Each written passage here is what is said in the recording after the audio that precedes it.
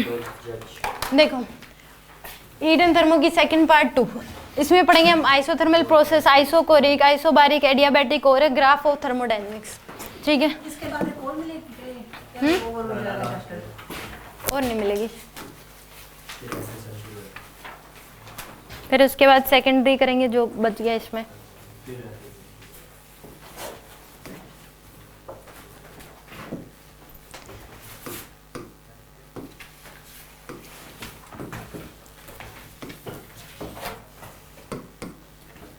इसमें देखो सबसे पहले आइसोथर्मल प्रोसेस के बारे में। आइसोथर्मल प्रोसेस में पहली बात तो कि टेम्परेचर क्या रखना है, कांस्टेंट। आइसोथर्मल प्रोसेस की सबसे पहली बात टेम्परेचर क्या रखना है, आपको कांस्टेंट रखना है। यानी कि इसमें सबसे मेन बात जो है वो टेम्परेचर कांस्टेंट रखना है। आइसोथर्मल प्रोसेस में टेम्परेचर क्या रखोगे आप, कांस्टेंट, टेम्परेचर कांस्टेंट।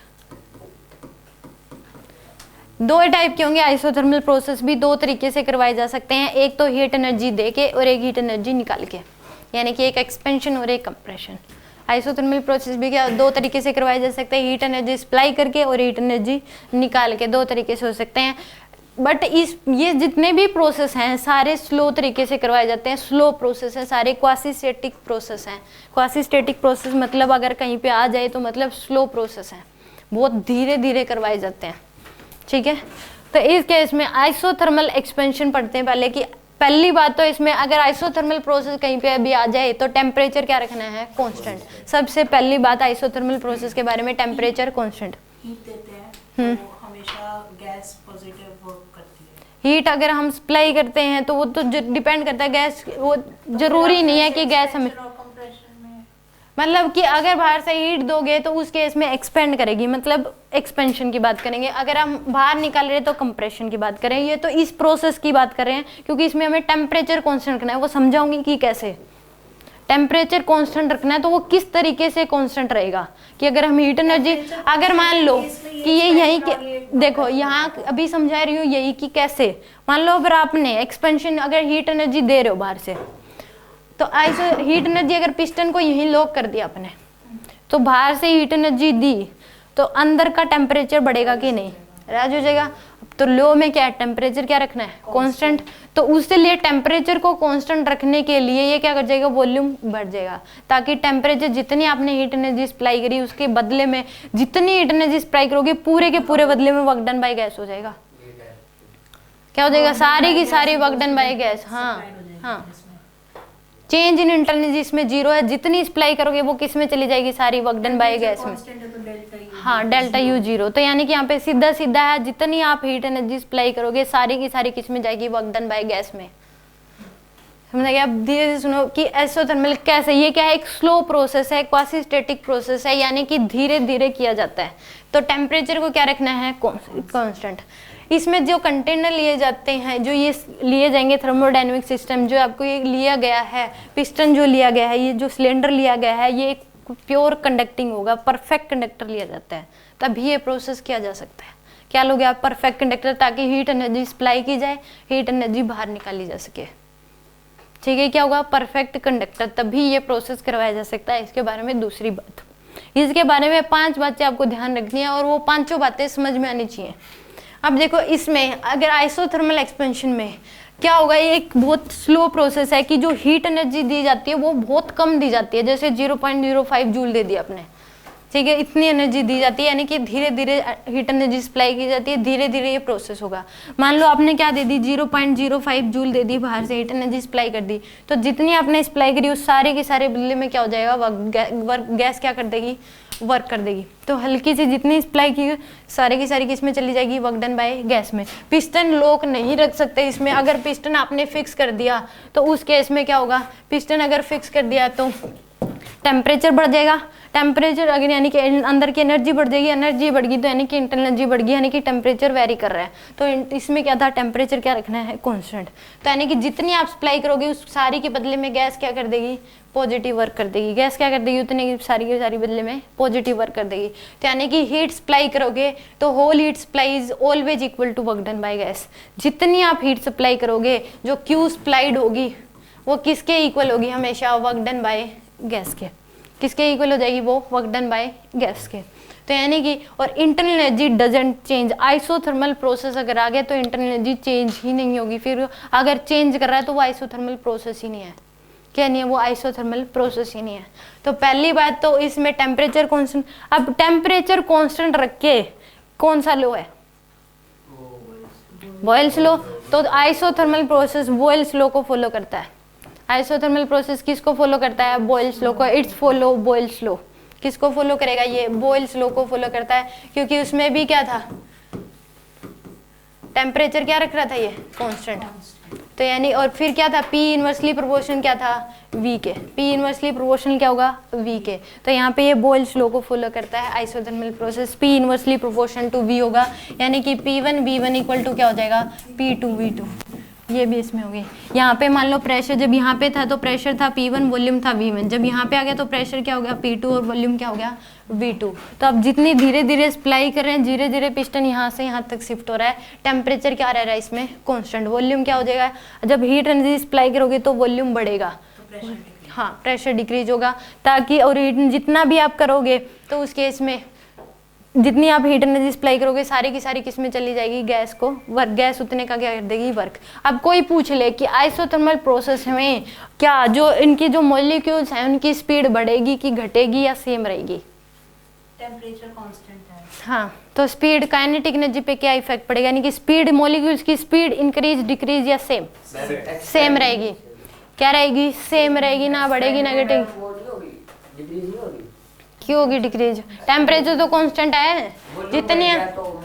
तो फिर वो जो वॉल्यूम बढ़ा वो आपने बाहर से हीट एनर्जी सप्लाई करी है पहले से ही, अपने आप थोड़ा ना बढ़ा है। जो आपने बाहर से कुछ सप्लाई की है उसके बदले में वॉल्यूम बढ़ा है, उसके बदले में गैस ने वर्क करा है। तो इंटरनल एनर्जी नहीं बढ़ घट रही तो इसका मतलब स्पीड भी नहीं घट बढ़ रही। इंटरनल एनर्जी का मतलब ही है कि total sum of kinetic energy. तो यानी कि इंटरनल एनर्जी बढ़ नहीं रही तो काइनेटिक एनर्जी भी सेम रह रही है। तो यानी कि स्पीड ऑफ मॉलिक्यूल भी क्या है? सेम। स्पीड ऑफ मॉलिक्यूल भी क्या रहेगी इस केस में? सेम रहेगी। यानी कि स्पीड ऑफ मॉलिक्यूल सेम रहेगी, इंटरनल एनर्जी डजंट चेंज। तो इसका मतलब इनकी स्पीड यानी कि टेम्परेचर भी चेंज नहीं होगा। तो पहली बात बॉयल्स लॉ को फॉलो करता है। दूसरी बात, इस प्रोसेस को करवाने के लिए क्या लेना पड़ता है? परफेक्ट कंडक्टर लेना है। क्या लेना है? Perfect conductor. दूसरी पहली बात होगी, और जितनी एनर्जी आप सप्लाई करोगे वो सारी की सारी किस में चली जाएगी? गैस में वर्क कर देगी उसमें। और ये किस लॉ को फॉलो करता है? बॉयल्स लॉ के, यानी कि P इनवर्सली प्रोपोर्शनल टू हो गया V के। तो पहली बात तो यही होगी कि किसको? बॉयल्स लॉ को फॉलो करता है। दूसरी परफेक्ट कंडक्टर होना चाहिए। तीसरी किस लॉ को फॉलो करती है? बॉयल्स लॉ हो गया, परफेक्ट कंडक्टर होना चाहिए। तीसरा टेम्परेचर कांस्टेंट रखना चाहिए। और जो Q और फर्स्ट लॉ ऑफ थर्मो लगाओगे तो इस केस में फर्स्ट लॉ ऑफ थर्मो क्या था? Q equal to work done by gas plus delta U। ये तो जीरो हो गया, तो Q इक्वल टू क्या हो जाएगा? Work done by gas. ये इसमें फर्स्ट लॉ ऑफ थर्मो। अगर पूछ ले कि फर्स्ट लॉ ऑफ थर्मो बताओ आइसोथर्मल प्रोसेस में, तो Q इक्वल टू क्या हो जाएगा? वर्क डन बाय गैस के। Q इक्वल टू क्या हो जाएगा? Work done by gas. तो यहाँ पे अब बात करते हैं आइसोथर्मल कंप्रेशन में। आइसोथर्मल कंप्रेशन, इसमें कोई डाउट हो तो पहले बताओ। ये क्या होगा? स्लो प्रोसेस, हल्की हल्की हीट एनर्जी सप्लाई करते रहेंगे, हल्का हल्का पिस्टन क्या हो जाएगा? मूव करता रहता है, इतना ज़्यादा चेंज नहीं आता। तो जितनी सप्लाई करोगे सारी की सारी किस में चली जाएगी? गैस क्या कर देगी? उसके बदले में वर्क कर देगी। अब इसमें कंप्रेशन में हीट एनर्जी बाहर निकालते हैं। इसमें क्या करेगी? गैस के ऊपर वर्क होता है। क्या होता है इसके ऊपर? गैस के ऊपर वर्क करेगी। यानी कि बाहर से ये पिस्टन जो है अगर आप कंप्रेस करोगे, क्या करोगे आप? कंप्रेस। अब मान लो हीट एनर्जी आपने बाहर निकाल दी। बाहर का टेम्परेचर जो है ये परफेक्ट कंडक्टिंग तो है ही। बाहर मान लो ये तो जो प्रोसेस हो रहा था ये गर्मियों में हो रहा था, हल्की हल्की हीट एनर्जी सप्लाई कर रहे थे।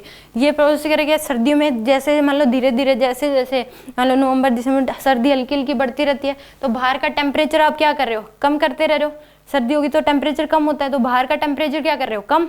तो अंदर की इंटरनल एनर्जी, अगर पिस्टन यहीं का यहीं रहा, पिस्टन क्या रहा? यहीं का यहीं रहा, तो उस केस में अगर बाहर का टेम्परेचर आपने कम कर दिया तो अंदर की इंटरनल एनर्जी कम हो जाएगी कि नहीं? हो जाएगी। इंटरनल एनर्जी कम हो जाएगी। हीट एनर्जी बाहर निकालने का मतलब ये है कि बाहर का टेम्परेचर आपने कम कर दिया, सराउंडिंग का टेम्परेचर कम कर दिया। ऐसे नहीं है कि पकड़ ली और निकाल ली और पकड़ ली और दे दी, ऐसा नहीं होता। हीट एनर्जी सप्लाई करते हैं तो मतलब बाहर का टेम्परेचर बढ़ा देते हैं सिस्टम के टेम्परेचर से, और अगर हीट एनर्जी निकाल रहे हैं तो मतलब बाहर का टेम्परेचर कम कर देंगे सिस्टम के टेम्परेचर से। तो ऐसे निकाली और दी जाती है।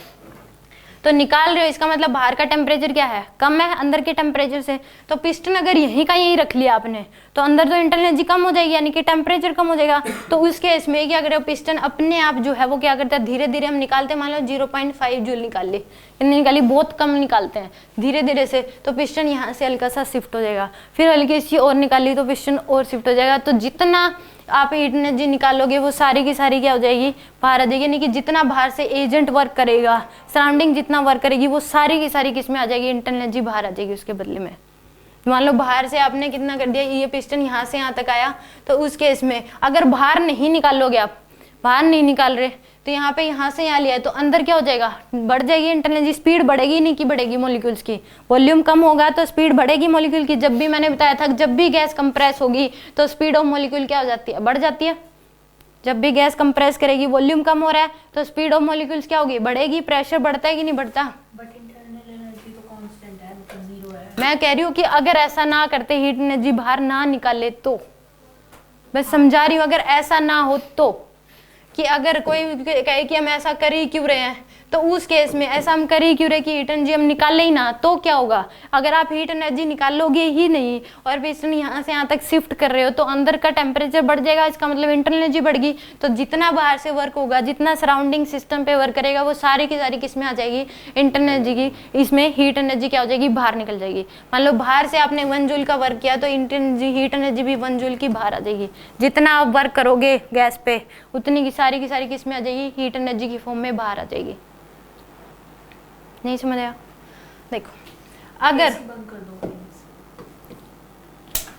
देखो अगर मान लो ये निकाल ही नहीं रही, ये है ही नहीं, ठीक है, एनर्जी निकाल ही नहीं रहे आप, तो उस केस में बाहर से आपने वर्क कर दिया इसके ऊपर 1 जूल का कर दिया, तो पिस्टन यहाँ से यहाँ तक शिफ्ट हो गया कि नहीं, शिफ्ट हो गया। वॉल्यूम कम हो गया, वॉल्यूम कम हो गया, तो इन मॉलिक्यूल की स्पीड बढ़ गई कि नहीं बढ़ गई, बढ़ गई। कम वॉल्यूम है तो प्रेशर बढ़ जाता है, मैंने बताया स्पीड ऑफ मॉलिक्यूल बढ़ जाती है।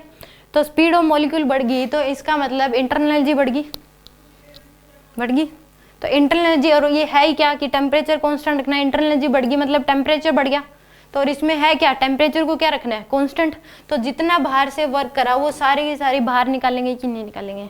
तो यानी कि जितनी आप बाहर से सप्लाई करोगे, सारी की सारी क्या हो जाती है, बाहर आ जाती है। तब भी टेम्परेचर मेंटेन रह सकता है, पहले जितना था बाद में तब भी रह सकता है। अगर आप बाहर निकाल ही नहीं रहे, हीट एनर्जी कंप्रेस कर रहे हो, आइसोथर्मल कंप्रेशन हो रहा है, और हीट एनर्जी बाहर निकाल ही नहीं रहे, तो वो है ही नहीं, आइसोथर्मल प्रोसेस ही नहीं है वो, क्योंकि उसमें टेम्परेचर कांस्टेंट रखना है और आप हीट एनर्जी बाहर नहीं निकाल रहे। इसका मतलब अंदर का टेम्परेचर बढ़ रहा है, और ये क्या है, चाहता है कि टेम्परेचर क्या रहना चाहिए, कांस्टेंट। किसी भी कॉस्ट पे टेम्परेचर कांस्टेंट रहना चाहिए। तो जितना इसके ऊपर वर्क होगा वो सारी की सारी क्या हो जाएगी, हीट एनर्जी की फॉर्म में बढ़ जाती है। एक्सपेंशन में जितनी सप्लाई करोगे, सारी की सारी के बदले में गैस क्या कर देगी, वर्क। और जिसमें कंप्रेशन में जितना बाहर गैस पे वर्क होगा, सारी की सारी किस में आ जाएगी, हीट एनर्जी की फॉर्म में बाहर आ जाएगी। तो यानी कि हीट इज टेकन आउट, इसमें बाहर निकालते हैं हीट, और whole's heat taken out is always equal to work done by agent. यानी कि जितना गैस पे वर्क होगा, वर्क ऑन गैस, वो जितना आप वर्क करोगे वो सारी की सारी किस में आ जाएगी, हीट एनर्जी की फॉर्म में बाहर आ जाएगी। तभी टेम्परेचर कांस्टेंट रहेगा। आप पूछ लो कि भी ऐसा कोई आपसे पूछेगी आइसोथर्मल एक्सपेंशन समझाओ, तो आप ये थोड़ी ना कहोगे हीट एनर्जी निकाल रहे हैं, ऐसा हो रहा है। आप उसको प्रॉपर समझाओगे कि हम ऐसा कर भी क्यों रहे हैं, क्योंकि हमें टेम्परेचर कांस्टेंट रखना है। डे टू डे लाइफ में यूज होता है क्या, आइसोथर्मल कंप्रेशन। वो तो प्रैक्टिकली है। अब देख लो आप इस केस में, अगर टेम्परेचर वो तो हमारे बॉडी का तो चेंज हो गई होगा उस केस में। अगर मान लो गर्मी है तो हमारा भी टेम्परेचर बढ़ जाता है, तो उसके अकॉर्डिंग हो जाता है। तो ये आइसोथर्मल, ये तो बहुत स्लो प्रोसेस है, करवाया जा सकता है प्रैक्टिस में। हम रियल लाइफ में तो क्या यूज करोगे इसमें। ऐसा होता है, अभी देखो अगर टेम्परेचर जो है, अगर ऐसा होता है कि बाहर का टेम्परेचर अगर ज़्यादा है और हमारा टेम्परेचर क्या है, कम है, तो जैसे ही हम बाहर जाते हैं तो हमारा टेम्परेचर, हमें एकदम तो बाहर आते हैं तो धूप हमें ज़्यादा लगती है, पर धीरे धीरे क्या हो जाती है, हमारी बॉडी का टेम्परेचर भी उस जैसा ही होता है, कम धूप लगनी शुरू हो जाती है। सेम मान लो कि हम एक तो कमरे में बैठे हैं सर्दियों के केस में, और जैसे ही बाहर होंगे बहुत सर्दी लगेगी, पर थोड़े टाइम बाद क्या हो जाएगी, मेंटेन, जो टेम्परेचर मेंट हो जाता है, यानी कि हीट एनर्जी एक से दूसरे में सप्लाई होगी। अब चाय बनाते हो, गर्म होती है बहुत ज़्यादा, जैसे ही रुक दो थोड़ी देर के लिए ठंडी हो जाती है, इसका मतलब उसकी जो हीट थी वो किस में चली गई, सराउंडिंग में चली गई। सैंडी टेम्परेचर क्या हो जाता है, मेंटेन हो जाता है हमेशा। तभी उस केस में तो सेम यहाँ पे क्या करें, इसको टेम्परेचर यहाँ पे तो कांस्टेंट रखना है, तो हम क्या करेंगे, टेम्परेचर कांस्टेंट रखना है। हम तभी कहते हैं कि बाहर का टेम्परेचर तो कम है अभी, देखोगे तो हम टेम्परेचर मेंटेन रखने के लिए क्या करते हैं, गर्म कपड़े पहनते हैं ताकि टेम्परेचर हमारा जो बॉडी जितना सहन कर सकती है उतना ही रहे। तो इस केस में भी ये टेम्परेचर को क्या रखना है, सेम ही रखना है। तो उस केस में जितनी बाहर से सप्लाई करोगे, जितना गैस पे वर्क होगा वो सारी की सारी किस में आ जाएगी, हीट एनर्जी की फॉर्म में बाहर आ जाती है। दोनों ही आइसोथर्मल एक्सपेंशन हो चाहे आइसोथर्मल कंप्रेशन, दोनों में टेम्परेचर को क्या रखना है, कांस्टेंट। अगर एक्सपेंड करे तो हीट एनर्जी दे रहे हो आप उसको, और जब कंप्रेस करे तो हीट एनर्जी बाहर निकाल रहे हो। जितना आप इसमें हीट एनर्जी दोगे उसके बदले में गैस क्या कर देगी, पॉजिटिव वर्क कर देगी, और जितना एजेंट इसके ऊपर गैस पे वर्क करेगा वो सारी के सारी हीट एनर्जी की फॉर्म में बाहर आ जाएगी। और एक ये बहुत स्लो प्रोसेस है, ठीक है। दूसरा इस केस में ये किस लो को फॉलो करता है, बॉयल्स लो को। और इसमें कंटेनर जो है, ये सिलेंडर जो है, इसकी जो वॉल्स हैं वो क्या होनी चाहिए, परफेक्ट कंडक्टर होनी चाहिए तभी, क्योंकि अगर परफेक्ट कंडक्टर नहीं हुई तो अच्छे से हीट एनर्जी सप्लाई नहीं हो सकती, बाहर नहीं निकाल सकते। तो क्या होनी चाहिए, परफेक्ट कंडक्टर होनी चाहिए। और जितनी इसमें फर्स्ट लॉ ऑफ थर्मो लगाओगे तो Q इक्वल टू क्या हो जाएगा, वर्क डन बाय गैस के। किसी को डाउट हो तो बताओ इसमें। यानी कि इसमें आपको 5 बातें याद रखनी है। टेम्परेचर रिमेन्स कांस्टेंट, टेम्परेचर को क्या रखना है, कांस्टेंट। दूसरी, achieve by taking perfect conductor, इस प्रोसेस को करवाने के लिए, इस प्रोसेस को अचीव करवाएंगे तो उसके लिए वॉल्स जो है वो क्या होनी चाहिए, परफेक्ट कंडक्टर होनी चाहिए। दूसरा, फॉलो बॉयल्स लॉ यानी कि PV इक्वल टू कांस्टेंट। तीसरा, वर्क डन बाय गैस जो होगा वो आएगा nRT नोड ln V2 बाय V1, और VW इक्वल टू आएगा nRT नोड ln P2 by P1 by P2। ये ध्यान रखना, V2 बाई V1 आएगा, इसमें कितना आ जाएगा, P1 बाई P2, ठीक है। तो Q इक्वल टू क्या आ जाएगा, W के, वर्क के, यानी कि फर्स्ट लॉ ऑफ थर्मो यानी कि Q जो होगा वो किसके इक्वल हो जाएगा, W के। ये 2 फॉर्मूले याद रखने इसके ऊपर आपको। किसी को कोई डाउट हो तो बताओ इसमें। Sure, any doubt? अभी ये भी कुछ पूछ सकते हो इसमें सारी बातें कि कैसे क्या होगा, खुद आपको एक्सप्लेन करना है। 2 मिनट आपके पास।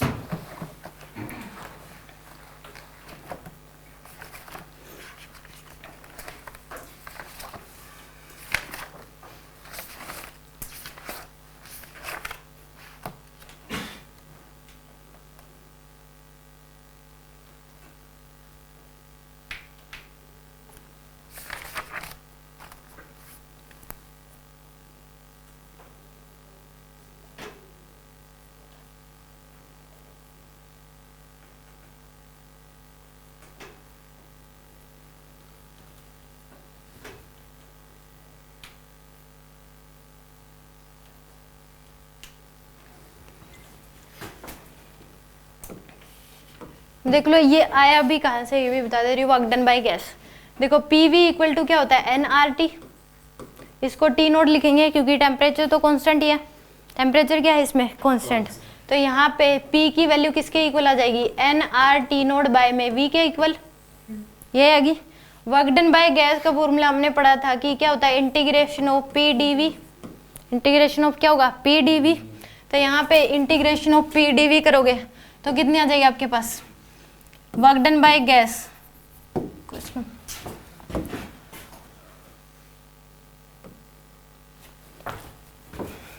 यानी कि PV इक्वल टू है nRT नोड। टेम्परेचर तो कांस्टेंट रखना है, प्रेशर वॉल्यूम चेंज होंगे। जब ये बताओ पहले तो, जब एक्सपेंशन हो रहा है, जब क्या कर रहे हैं, एक्सपेंड कर रही है गैस, तो V1 ज्यादा होगा कि V2 ज्यादा होगा, V2। यानी कि जब गैस क्या हो गया इसमें, जब आइसोथर्मल एक्सपेंशन हो रहा है तो यहाँ का प्रेशर P1 है, वॉल्यूम क्या है, V1। जब ये यहाँ पे आ जाएगी, पिस्टन एक्सपेंड करेगी, आइसोथर्मल एक्सपेंशन में प्रेशर क्या हो जाएगा, P2, वॉल्यूम क्या हो जाएगा, V2। तो P2 क्या होगा, लेस देन होगा P1 से, P2 लेस देन P1, और V2 क्या होगा, ग्रेटर देन V1 से। और टेम्परेचर यहाँ का भी T नोड था, यहाँ पे टेम्परेचर क्या होगा, T नोड ही। तो यहाँ पे PV इक्वल टू क्या हो जाएगा, nRT, यहाँ से P की वैल्यू क्या हो जाएगी, nRT नोड बाय में V। और आइसोथर्मल कंप्रेशन में क्या होगा, वॉल्यूम कम होगा, यहाँ पे, यानी कि पहले तो यहाँ से था P1 V1, अब यहाँ पे आ जाएगा, ये क्या हो जाएगा, P2 V2।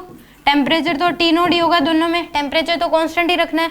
तो यहाँ पे क्या हो जाएगा, P2 क्या होगा, ग्रेटर देन P1, और V2 क्या हो जाएगा, लेस देन V1, और टेम्परेचर तो T नोड ही रहेगा, ठीक है।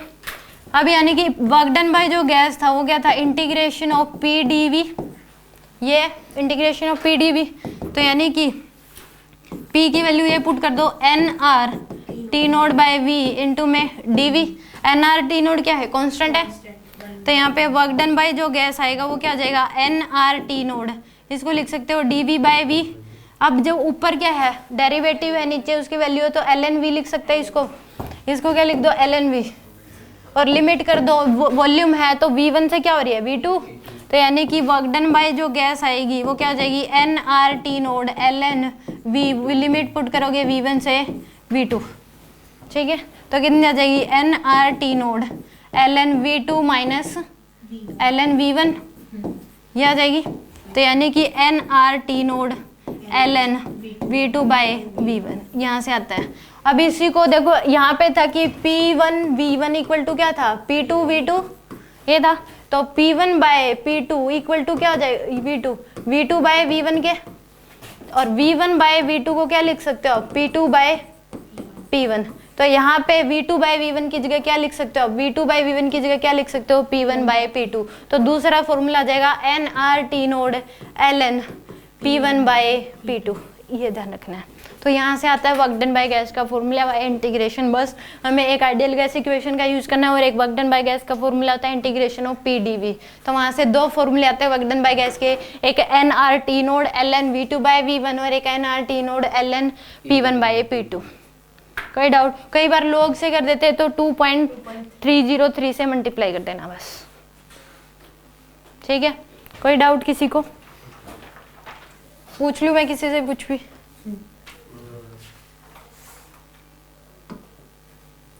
नहीं पूछना तो आप लोग बताओगे भाई, टीचर्स की तो कौन सी मर्जी चलती है।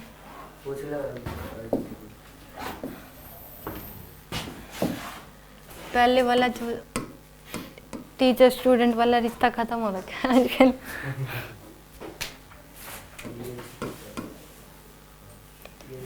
चलिए क्वेश्चन करके दिखा दो बस।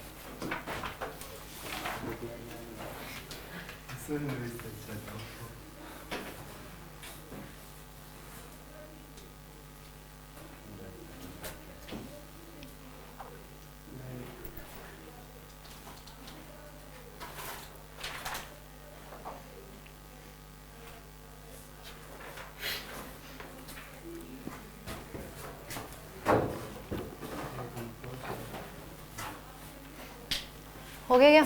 डायटोमिक गैस दे रखी है आपको, आइसोथर्मल प्रोसेस है, क्यों कितनी सप्लाई की गई 200 जूल, तो वर्क डन बाय गैस कितना हो जाएगा 200 जूल ही हो जाएगा, change in energy zero. Diatomic gas isothermal process है, कितनी आउट बाहर निकाली गई है 300 जूल का, तो work done by gas -300 joule और चेंज इन एनर्जी क्या आ जाएगा जीरो। इस बात का ध्यान रखना, आउट बाहर निकली है इसका मतलब गैस पे वर्क हुआ है, तो work done by gas negative आएगा। ये नीचे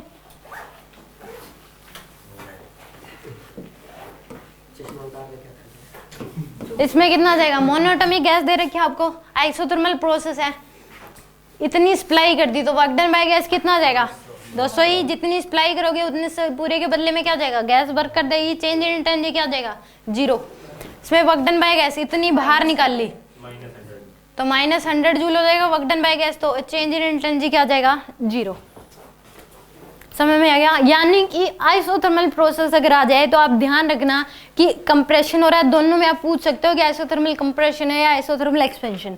जब कंप्रेस करेगी गैस तो इसका मतलब कि गैस कंप्रेस करेगी तो work done by gas negative होगा, यानी कि हीट एनर्जी बाहर निकलेगी, और जब गैस एक्सपेंड करेगी तो इसका मतलब work done by gas positive होगा और हीट एनर्जी आपने सप्लाई की होगी। दूसरी बात कि टेम्परेचर कॉन्स्टेंट रहेगा, दूसरी बात क्या टेम्परेचर कॉन्स्टेंट रहेगा, कौन से लॉ को फॉलो करेगा ये बॉयल्स लॉ को। आइसोथर्मल प्रोसेस में कहीं पे भी लगा सकते हो P1 V1 equal to P2 V2, ठीक है।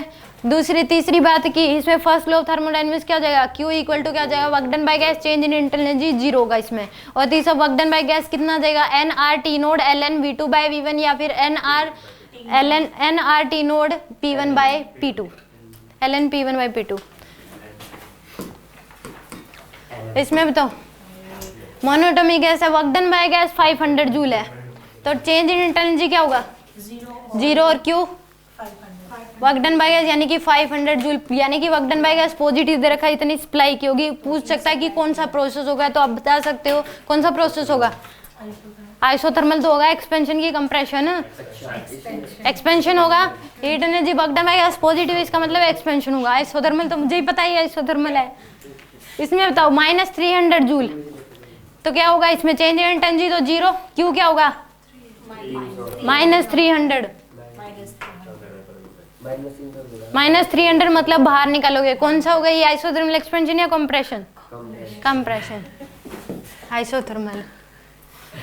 इसमें बताओ, अरे मैम करो इसको, आप ही कह रहे थे पूरी करवा दो। अरे मतलब आप इन्होंने ही कहा था ना पूरी करवा दो, पूरी करते हैं। लड़कियों की बात को सीरियस क्यों लेते हो? सबसे पिटेगा, चुप रहे। इसमें बताओ 300 क्या बताना, work done by gas, change in energy और क्यू बताना है। फाइव क्लास है, अभी तो मैम बहुत रहते हैं। घर से कर लेना फिर ये सारे। नहीं अभी कर